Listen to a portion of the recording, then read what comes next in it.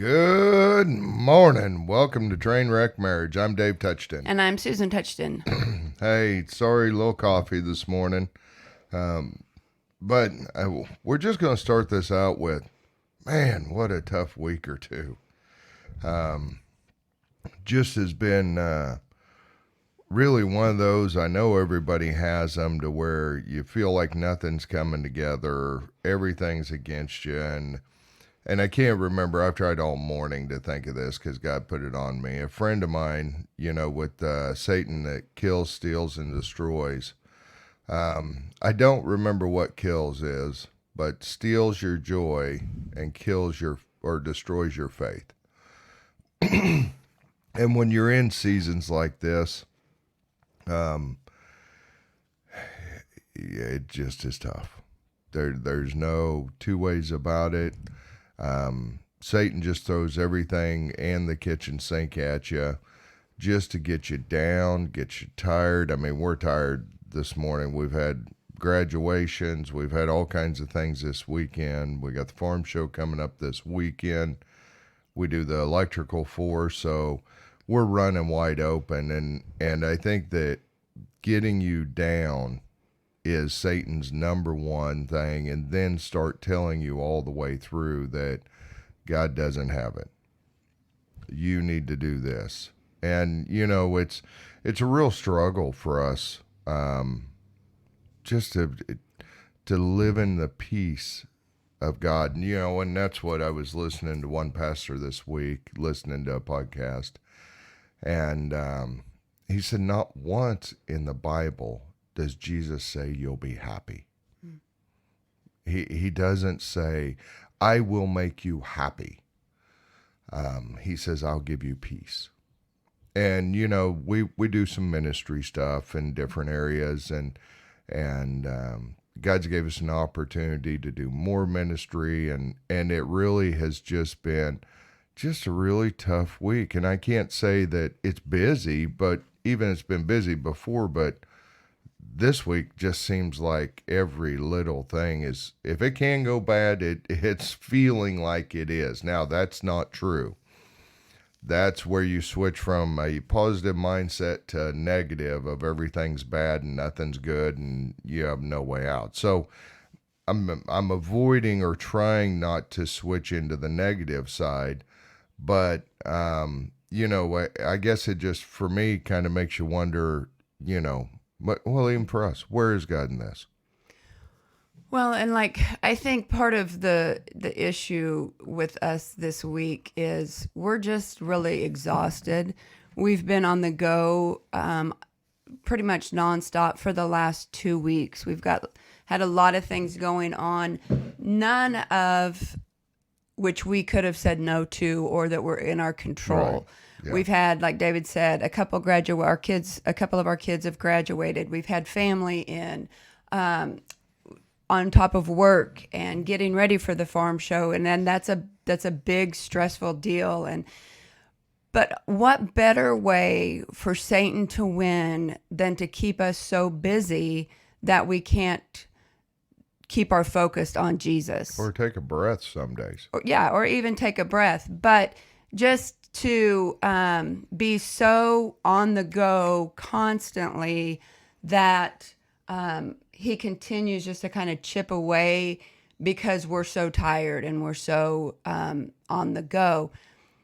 And none of that in and of itself is a bad thing. There's going to be seasons, like David said, but they're just seasons. Everybody during this time of the year generally is really busy. School is starting to wrap up, and so you've got all kinds of end of school activities that, if you have children, keep you busy.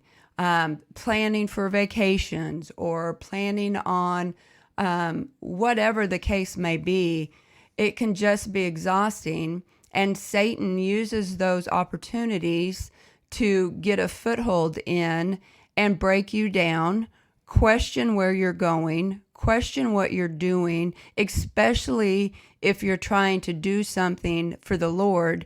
He's going to make you question, are you sure that's what God wants you to do? Are you sure that God's the one that's leading you into this. You know, and I think back to Adam and Eve where she was deceived. You know, Satan was like, did he really say that you can't eat from the tree of life?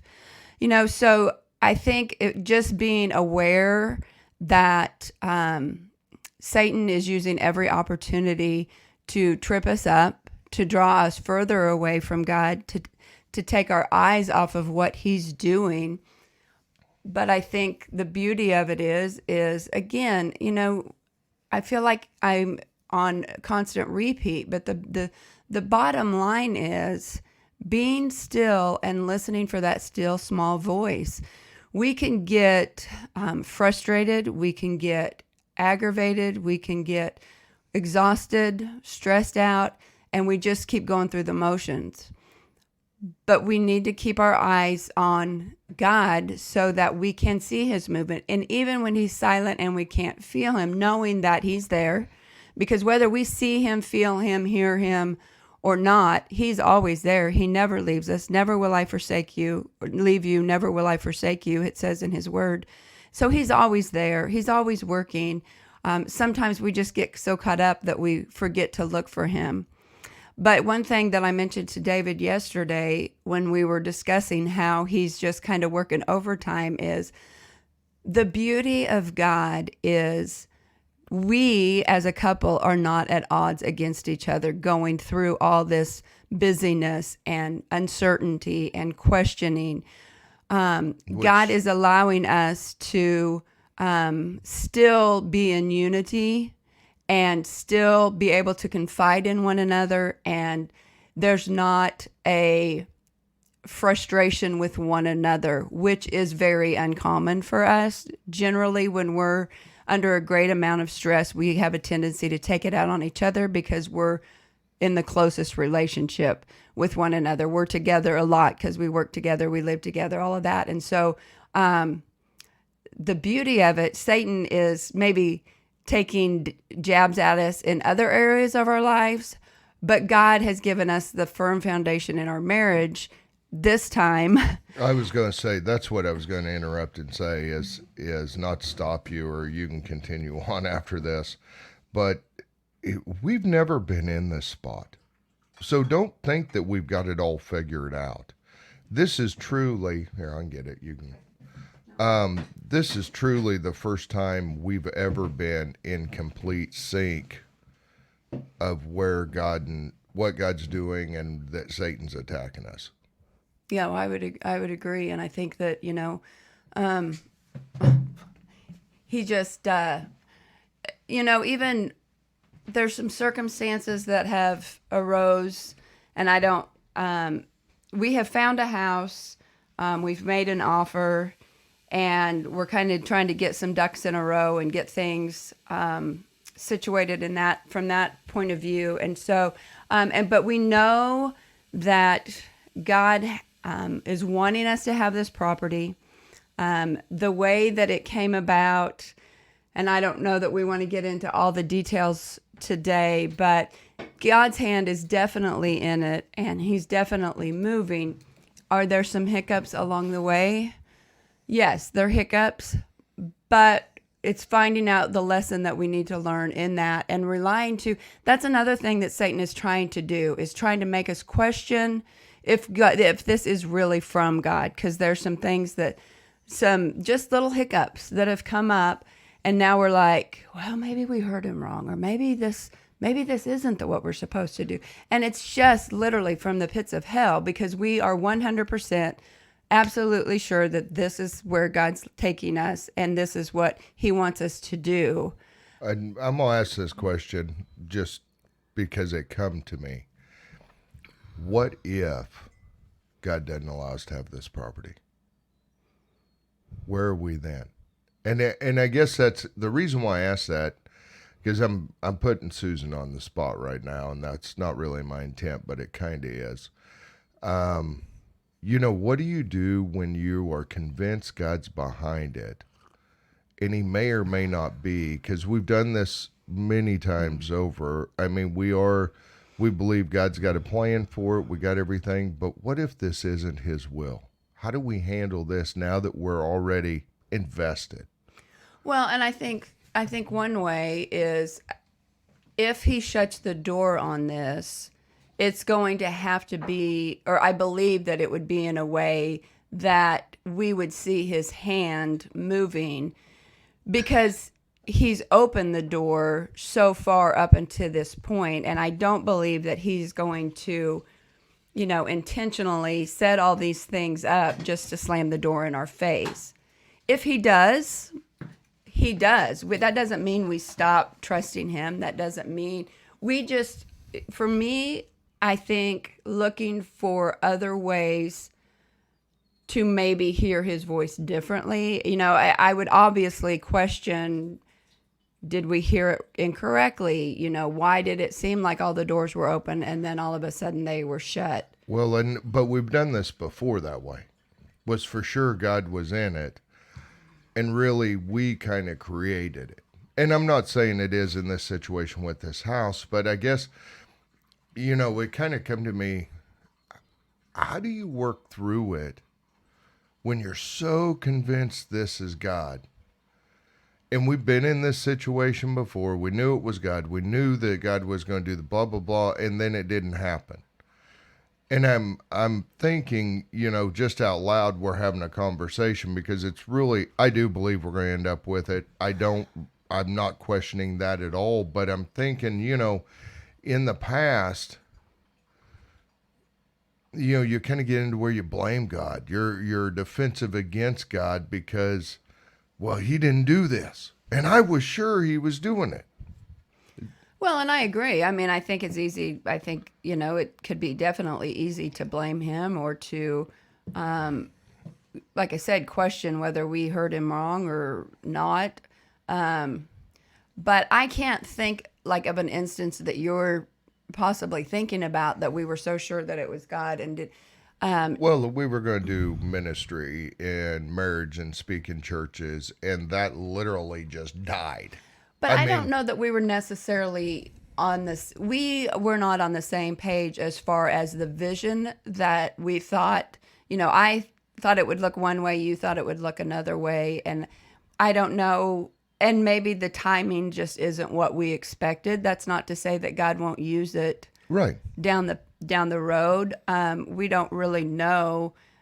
I guess being aware that and I guess that's kind of where I'm going with this is, how do you deal with, I knew it was God. I knew it was God. Mm-hmm. And it didn't happen. And I think through our struggles that we've been through, whether it be in church, whether it be a house, whether it be, we've had so many situations, because one of my temptations is to just kick the door in and make it happen Right.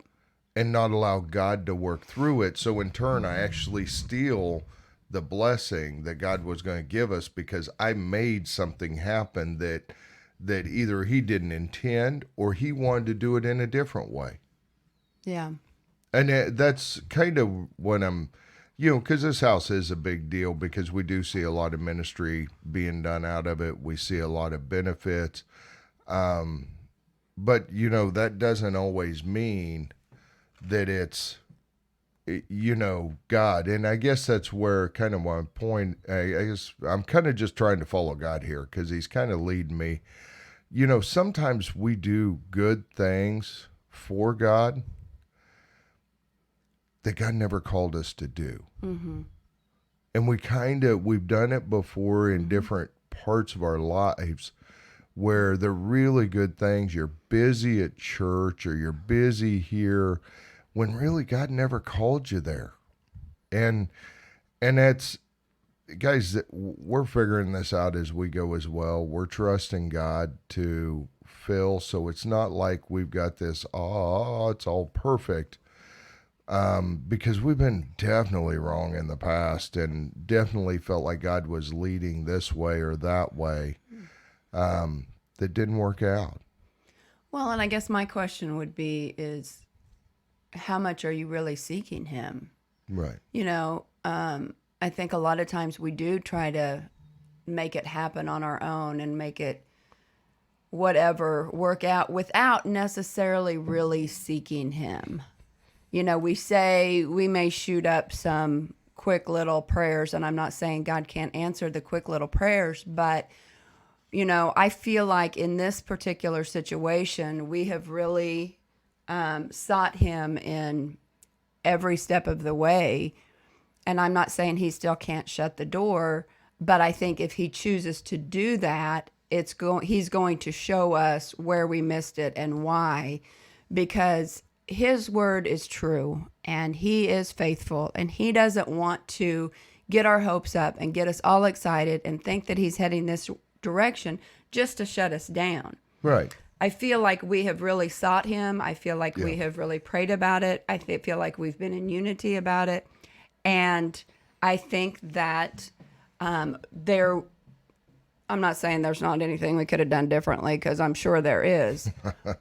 But I feel like as long as people are seeking him 100%, and that's through prayer, you have to pray about it. You have to give everything to him, every detail. He wants to be involved in all the details. And one of the things that I clearly heard when we were walking around this property is, let me bless you. Yeah. And I said, Lord, we don't deserve to be blessed because we fail him regularly. Yes. But he is faithful and he is good and he wants what's best for us. That is not going to come without struggles, without difficulties. But I believe that as we continue to seek him and we continue to be in his word and we continue to pray to him, that he will bless us. His word says that. Well, and I think, number one, us being united, very rarely in the past have we been united on many things. And that's true. Like, we're not just on the same page. We're like in unity. Right. 100%. Which is completely rare. Which is... But that's kind of my point in this is, if you and your spouse are not in unity, that's a big red flag. Doesn't matter whether you can make it happen or not. Guys, I've been looking for a house for 1.5 years and never there has always been a hiccup or David's, this isn't going to work, or I don't like this about it, and we kind of have a hit list of what we want in a house and and none of them, we've never been unified in even searching. David's like, quit looking. And then he would look, which would get my hopes up thinking, oh, he's going to back in the game, And so it's been take a ball with something in it and just shake. That's how this house hunting thing has been. And as a husband, I want to provide. Right. So I've kind of been looking at houses all the way along in the background, but my stance to her was really no, because God was not green lighting anything. And it was almost sour to it. And that's what we were talking the other day. If we'd have bought a house, any of these houses, the hundreds we've looked at literally online, we haven't went and visited very many of them. But if we'd have bought any of those, we would be kicking ourselves right now because we would be less than a year into a mortgage in a house that we made work. Right. When the house that we feel is a perfect house, and not only is it perfect in what we had on our list, but also there's so much ministry that could be done out of it that God could use it for, that it's like, wow. And I think that sometimes we jump and I'm a big see God's vision, even though it may be for 2 years down the road, but I'm going to make it happen today. And then it fails and I wonder why. And a lot of that was I never waited on God. And this house thing has been really rooted in, for me, it's been, unless it's perfect, I'm not in. And we'll go somewhere down the road, we'll go into more, but I gave specific things that would happen about a year ago. and they've come true with all of this house. Every one of them have been checked off. Yes. Well, and something that used to frustrate me is when I would be looking at houses, David's like, I just don't feel like God's in it. And he's just going to give us the right property. He's just going to open the door and give us the right property. And I'm like, how do you know that this isn't it? But again, it goes back to, if you guys are in the middle of making a decision and you're not unified, it is not from God. Yeah. Yeah. And that's the thing is, have we had some true battles? I mean, some true battles over this house thing over the last couple of years. And I would call them more disappointments. He calls them battles. I would call them disappointments because Honey. I was usually the one who was disappointed. I told you to leave and go buy a house by yourself because I wasn't leaving here. Oh. And I think that's the fun part is if you wait on God and not even saying this is going to work out. And I'm really, because one of my things was when we looked at this property, it's a lot more than what we need. And we've been downsizing for 4 years, selling virtually everything. And so it was just a shock that this property come up in so much. And we had a discussion a couple of weeks ago where I said, if God's not going to use this property, I do not want it. Mm-hmm. Period. I don't want it. And God's going to have to show me something he can use it for.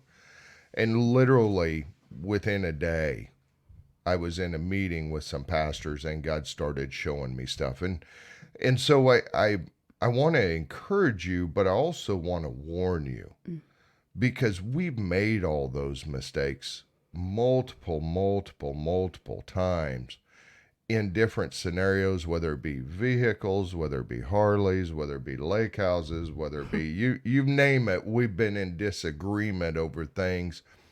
And I really felt like, it was my job to lead and provide. So it wasn't that her opinion didn't matter, but it didn't matter much. I guess that's probably the best way I can say it, where this has been, God's got to be in this. Mm-hmm. And I truly believe God's going to fix all of these little things that need to be fixed. And he's going to take care of it in his time. But I think just relying on him is going to be the critical part in this. Because the thing is, when you really start looking at things, and your head and Satan plays a funny game with you of how to justify it's the right thing. And we've been down that road in decades before, where we would create justification of why God was in it. And not that they all turned out bad. And I'm not saying that. It's just it wasn't God's will. Mm-hmm. And I think that we're both in a spot now where we want to chase Jesus in a different way. It's not about me making her happy. It's about me being obedient to what God's calling me to do. And sometimes, when you're on different pages, we've never been able to really work through that, honestly. Mm-hmm. I think we just both get mad in the past and get rooted down, and we've dug a trench. We're going to war, and somebody's going to lose. And this situation, it's not really that way. It really hadn't been that way at all. Right. And that's kind of my encouragement when you start dealing with situations. If God's not involved, it may work for a while, may work forever. It also may not. And I don't think it will work to its full potential. Absolutely. Yes, it may work, whatever it is, but I don't think if God's not in it, I don't think it will work to its potential of how it can work if you involved God in it. And that would be my charge for the day, I guess, is as a couple, if you have a decision that's in front of you, whether big or small, really, just remember that you've got to involve God. He has already got the end picture. He already knows the end. He just wants you to follow it. And he knows what you're going to do, but he's also not going to make you go the way that he necessarily is leading you. But you have to seek him, and he will lead you. Just be patient. He will guide you. He will direct you. And again, I'll say it loud and proud. If you're not in unity with your spouse, then it's probably not from God. And really, no, even probably. If you're not in unity, it's not from God. And so just be cautious of that. That means you guys have to have a conversation and share your thoughts. Share if there's differences, figure out why there's differences. Hey, this is what I think, and this is what you think. And then pray about it. And then God is going to be God, and he will bring you into unity, even though it may not be the way that you want it to turn out. Well, and again, I'm saying this. We have not been doing this all of our life. Correct. This revelation truly has been through this house hunt. That we've been able, God's actually showed us how to work together. And so it's not something we've got all figured out. It's just in this instant, we are doing the best we can to involve God in every moment of this conversation to the best of our ability, and we're still learning. And we see his hand in it, so therefore we seek him more. It's like really cool to see how he's moving and what he's doing, that we want to keep doing that and keep seeking him, because watching him do what he does is really amazing. Yeah, absolutely. Because things out of the blue sky, I'm telling you, she would have been completely devastated. And I mean truly devastated if we would have bought a house and then this property come up. True. It would have been hard to recover from. I know her well enough. We've been married 27 years. I know her hard. I know a lot of how she reacts, and if we would have jumped prematurely of God, not saying we couldn't have made the housework that we bought, and not that God couldn't use it, but he couldn't use it to the potential that he had intended for us. And so it's really one of those things that it's kind of a milestone in our life, to where, number one, we're united. Number two, we have really seeked God together of showing us what he wants us to use it for. Because honestly, I'm over having that crap just to beat the Joneses. I'm done with that. That is nowhere on my radar. But, it's one of those things that your reliance on God, his timing is not your timing. That's right. And, his thoughts aren't your thoughts. His ways aren't your ways. And, you never really see it till hindsight, looking back, where you go, oh, yeah. And this is one time that we were obedient. And whether this property works out or not, whatever God's intent is, yes, we will be disappointed. Period. No ifs, ands, or buts. But it's not God's fault.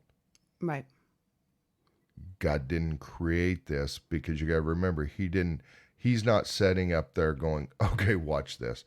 This is going to totally destroy him, and this is going to be so fun to watch, guys. Come on, let's watch him. I mean, really, and sometimes we think that. Right. I mean, sometimes we think God's going, oh, I'm holding this back because this will destroy him. I mean, that is so stupid, non-biblical, Yes. but in your head sometimes, as we were learning through how to trust God and what that looked like, sometimes we did that. Right. Well, and I think too that if for some reason he would shut the door on this opportunity, we just have to remember that he is a good father, and he wants to bless us. And it may come in a different way than what we think it looks like. And so I would just encourage you today to just seek him. Yeah. Because that's really where we're at. And, just talking through a tough week and things mounding up, and then how do you focus on God? Because the thing is, you know, if we're not helping you do this and walk through life and see what this looks like real, that's why we do this podcast. Um, some days it's tough. Some days we don't want to do it. But you know what? God has shown up every time. I think we're on number 18. And how many times has God not shown up in the discussion, babe? Right. Never. I mean, he's always there, and that's, the beauty of it. And that's where, so anyway, we just wanted to encourage you because we have tough weeks like everybody else. Satan attacks us like everybody else, but sometimes it's hard to see it when you're walking through. It's hard to see the trees, hard to see the forest when you're walking through all the trees. And God is always the same. God's not the one who changes. God's not the one who whatever. He's the same yesterday, today, and forever. Absolutely. And so anyway, we want to encourage you this week. We hope you have a blessed week. We hope that God shows you unity in your marriage on whatever you're dealing with, because I do know this is specifically for someone in their life right now. They're needing to hear this. So we love you. We thank you for listening, and we thank you for sharing the podcast with your friends that may be struggling as well. Have a great week. Bye.